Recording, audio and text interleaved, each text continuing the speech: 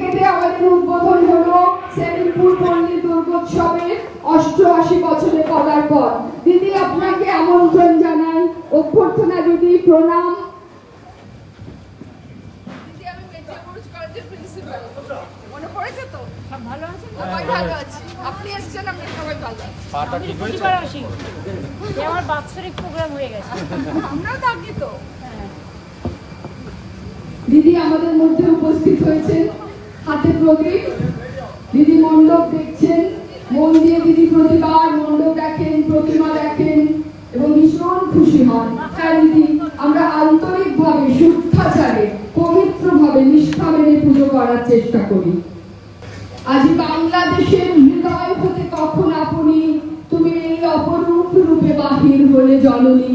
ওগো মা, তোমায় দেখে দেখে আঁখি না ফিরে, তোমার দুয়ার আজ খুলে গেছে সোনার মন্দিরে। ওগো মা,